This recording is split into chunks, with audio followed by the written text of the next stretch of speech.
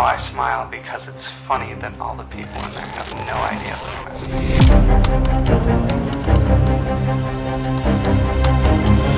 I'm one of those type of gentlemanly chivalry sort of guys that you don't even hit girls, let alone go out and treat them badly. If the girl's in the hospital, obviously she probably got injured or something. Chris, it's funny you should mention that because I want to let you know she is going to survive. Fortunately. That's good. Yeah, that is real good. In the dead of night, under the cloak of darkness, a spine-chilling tale of murder and terror unfolds. The story that haunts the town to this day is one of unspeakable horror and twisted minds that conspired to take the life of an innocent woman. This is the frightening story of Kimberly Cates' killers, a saga that keeps you on the edge of your seat as you delve into her assailants' sinister and twisted minds. Do you know the whole story?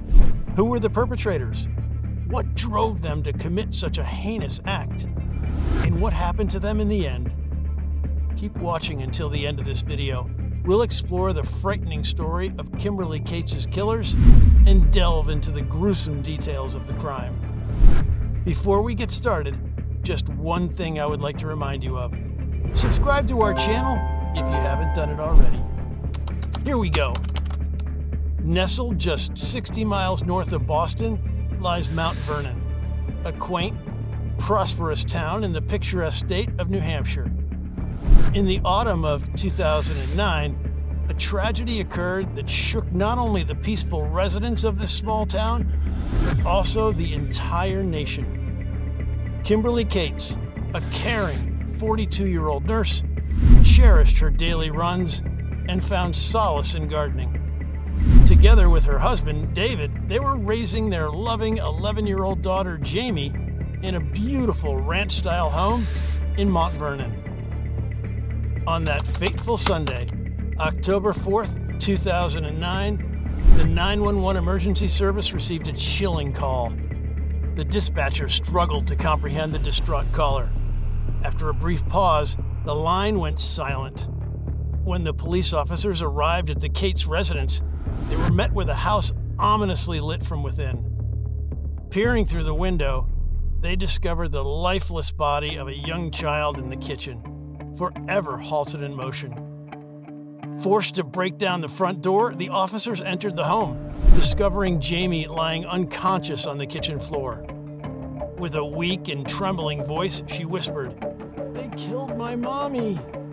As one officer stayed with Jamie, the other cautiously searched the house, ultimately discovering Kimberly Cates' lifeless body in the master bedroom. Despite her immense pain, Jamie managed to tell the authorities that she had witnessed a horrifying home invasion. Hearing the intruders murmur, "Quick!" On the evening of October 3rd, 2009, Jamie and her daughter Kimberly went to bed early, snuggling close around 8:30 p.m. But their peaceful slumber was short-lived. Jamie later recalled her mother asking, "Did you hear that?"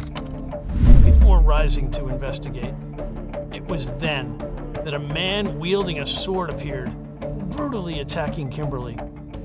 In a terrifying turn of events, one of the intruders grabbed Jamie, hurling her against the window. With incredible presence of mind, she feigned death, lying completely still.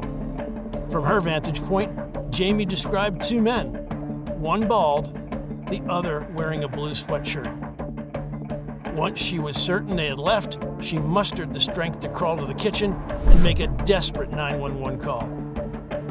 As the police began piecing together the horrific home invasion, they discovered that David, Jamie's father, and Kimberly's husband also lived in the house. Investigators initially considered him a suspect, thinking he might have committed the crime in a twisted act of family annihilation. However, they soon found him in Maryland on a business trip.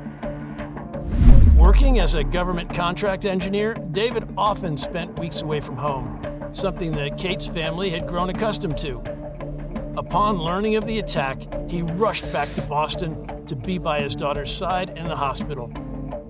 With David's swift return and unwavering support, the police quickly ruled him out as a suspect. As the investigation unfolded, the police discovered that the intruders had used two distinct entry points into the house.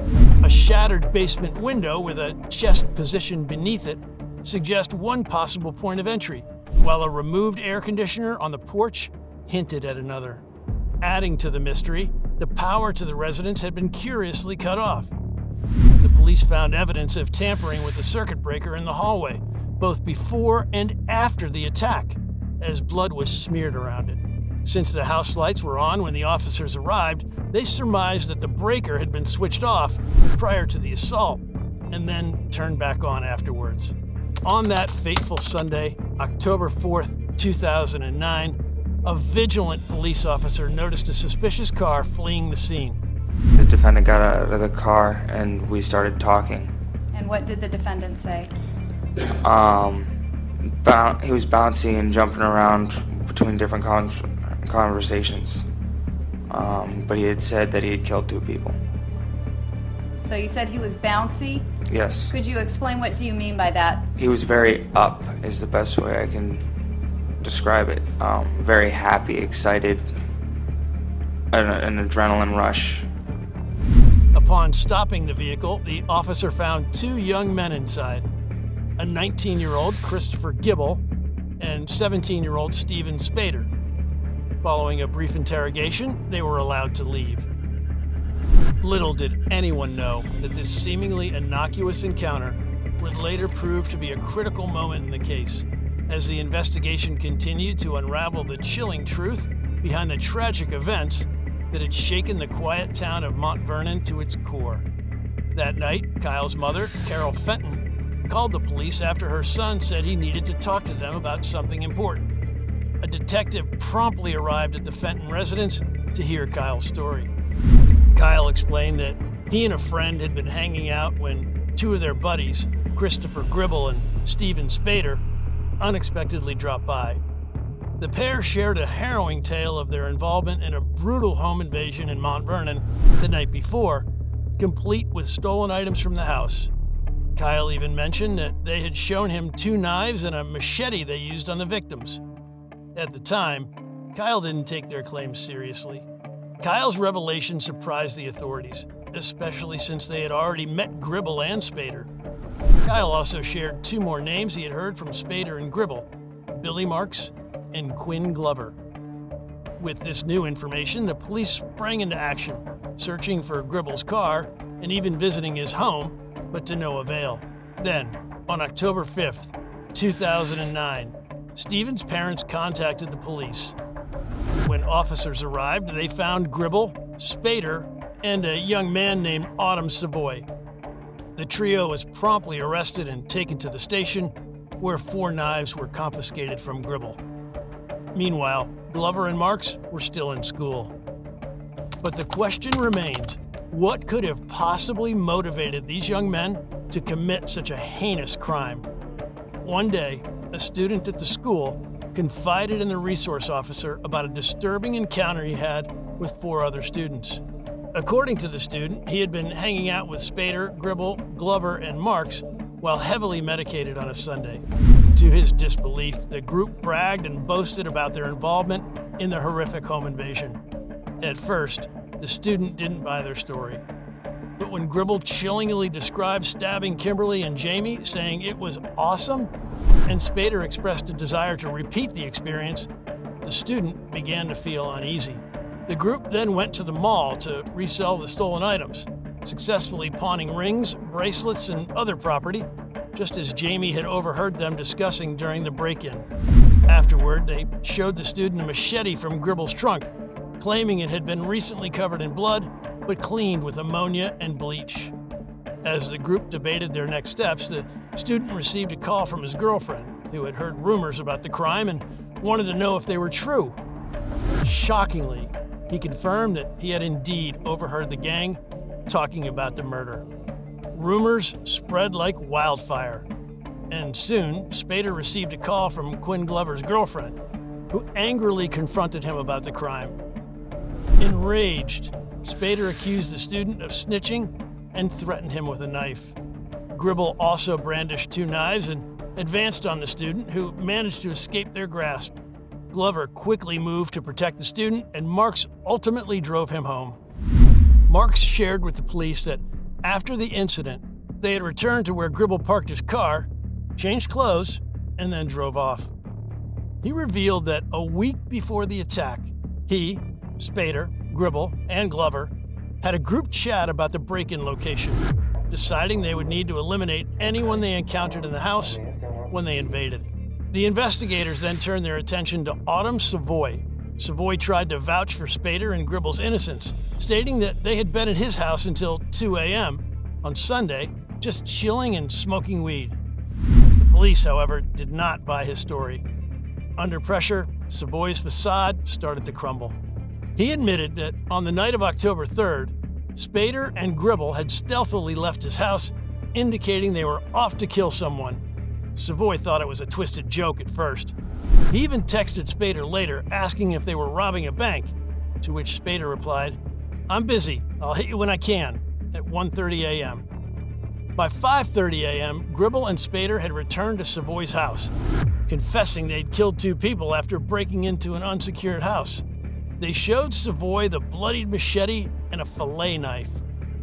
Savoy noticed they had changed clothes, and they admitted to keeping their attack-worn outfits in a black garbage bag, which they wished to destroy in Savoy's backyard. Savoy suggested instead that they dispose of the bag in the river. So, Savoy took the bag, containing clothes, knives, and other items, and dumped it in the river. Afterward, they stopped by a convenience store for a quick bite. When the police asked Savoy about the bag's location, he pointed them in the right direction. They found it lodged in a tree downstream. In the water, they recovered 2 jewelry boxes, a pair of sneakers, and a wallet bearing the name David Cates. The bag contained clothing items tagged with the names Steven Spader and Christopher Gribble. But I believe the record will thoroughly support my belief that infinity is not enough jail time for you. Christopher Gribble was read his rights around 1 p.m. on October 5th, 2009. Although he initially denied involvement, he eventually broke down and confessed to the crimes, admitting that he and his friend, Steven Spader, both harbored disturbing tendencies. So, isn't it chilling how a quiet night can turn so disastrous, and how a group of friends can plot such a heinous crime? Thus, we arrive at the chilling end of a tale that began as an ordinary night, but spiraled into a nightmarish ordeal, changing lives forever. The evil scheme that a group of friends concocted in the shadows exposed a horrifying aspect of humanity that we rarely consider. Assuming that somebody specifically tried to kill them, like, that rubs against my conscience personally. I'm one of those type of gentlemanly chivalry sort of guys that you don't even hit girls, let alone go out and treat them badly. And if the girl's in the hospital, obviously she probably got injured or something. Well, Chris, it's funny you should mention that, because I want to let you know she is going to survive, fortunately. That's good. Yeah, that is real good, because it's real good because she deserves to be alive, and so does so does the lady, I'm sure. You know, but you know what else is good? It's good because she can ID the 2 people that would be were good. in the house. That'd be awesome. I hope you guys can do that. As we navigate through this narrative of treachery and tragedy, we're reminded of the importance of vigilance, community, and a persistent quest for justice. So, if you're intrigued by stories that make your heart race and your mind ponder, subscribe to our channel. Become a part of our community committed to exploring the extraordinary complexities of our world. Stay curious, stay vigilant, stay tuned.